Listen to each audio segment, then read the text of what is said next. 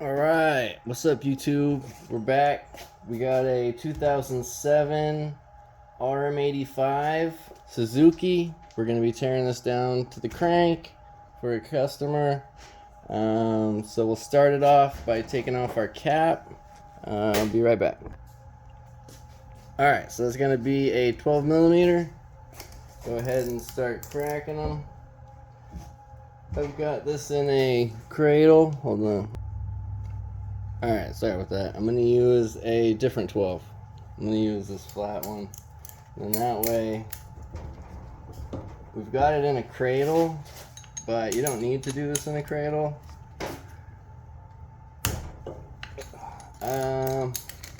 I mean, I don't think you really need to undo this in any order either, to tell you the truth.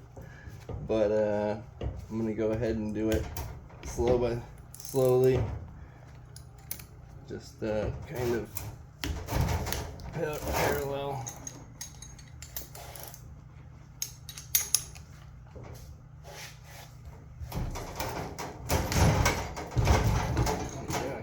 Alright, so this engine we are going to have to be careful with because it's got a crack in the case. So I don't know what we'll be doing with that side. Probably still list it. I mean, it does work. And I mean, someone might need it, you know, to sell it for a little cheaper or something like that. So, Florida Bike Supply, we're just on eBay currently, but we've got a lot of stuff that's just currently not listed. So, if you find us on there and you have something you need, just let me know and we could check and see if we got it.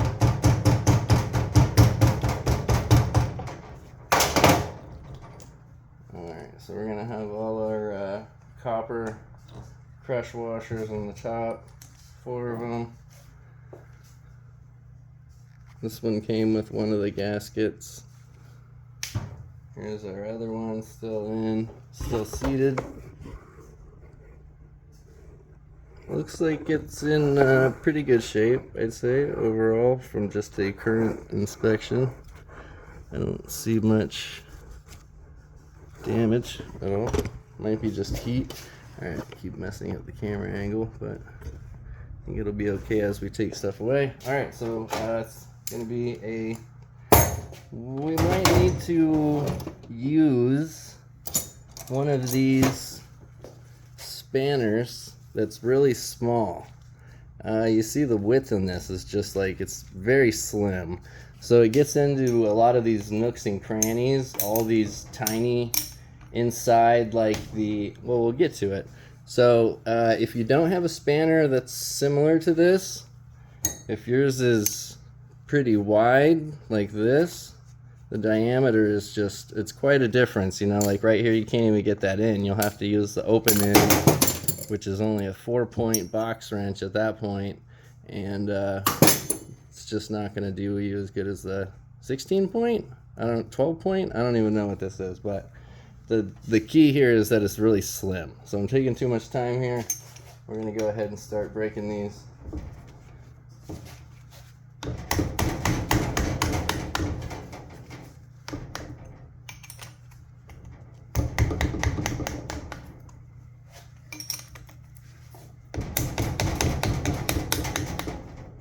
Make sure you don't hit the case at all while you're doing it. So we're going to need to get inside of the valve cover. So we're going to flip the engine. Be right back. Alright, so now we got access to the valve cover. Looks like it's going to be a 10.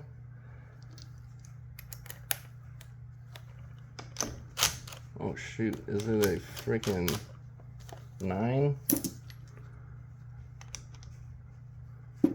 1 second, do I have a 9 even here?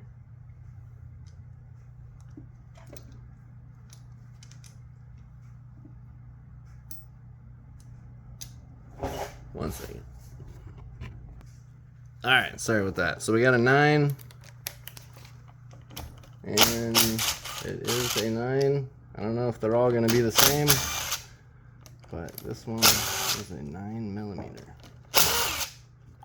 So, oh, there goes our cover, our valve cover. Let's see, so there's the bolt we need. Gasket's still good. We'll just put that all aside with the bolts. And we will go ahead and continue. Actually, we're going to crack off our, this is going to be an 8, I'm sure. So we'll switch back.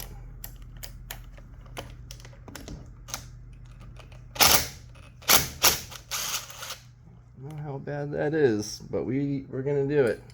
We'll find out. I doubt it does any big damage using an impact on that, because really it would just be this seal that it would be pushing up against that, and I mean a little bit of tension in the bearings, but not much. A little bit of pressure on them bearings. Alright, so let's go ahead and grab our box wrench again, the small one. See how easy that fits in there? You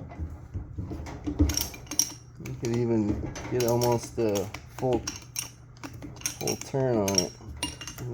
Try to get it by hand as soon as possible.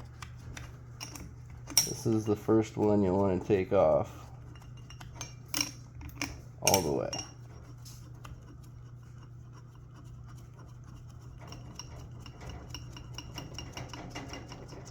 Alright, so there's one.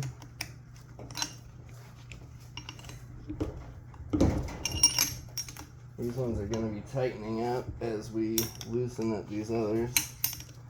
That won't really matter too much because we're not trying to save the gaskets or anything like that. It's really not too much pressure. These things are just getting stubborn. Alright, I'm going to, oh no, there we go. Just going to pause it, but came loose. So we'll get to knocking this off. We'll grab our rubber mallet. Guess we could try to just remove it. Yeah. So just give her a couple knocks to get her loose. There's one side.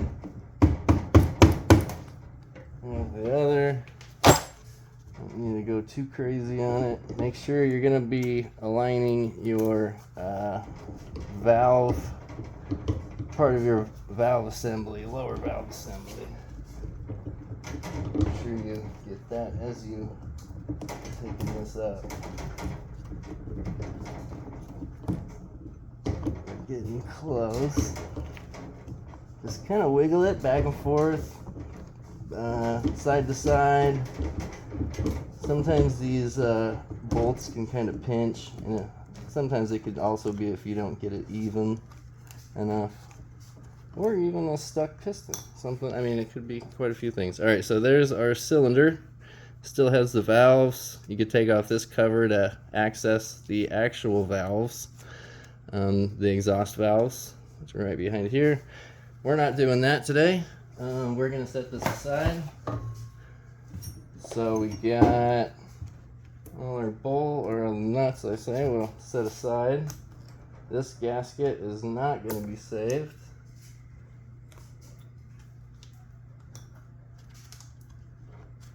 And rod, oh man, yeah, that rod looks brand new. That is brand new. Wow. Yeah, so the guy I got this from wasn't lying. Alright, so we're going to go ahead and take off our boot right here and our reed. One sec. I guess we don't really need to stop. It's going to be an 8 milli.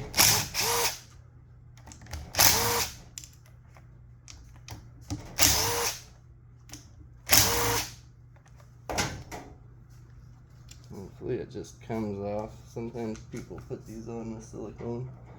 It could be a hassle. So that one came off pretty easy. This is a V-Force, an old school one. It will be on eBay if you need one. Alright, so we'll keep all the bolts with that. Apologize for taking time to do that. Alright, so now we got we could either start with, let's start with our clutch case. All right, so we're gonna call that part 1. That's the top end disassembly. Could be back. I guess also probably be a 5-part series. So that's part 1 of 5. Be right back.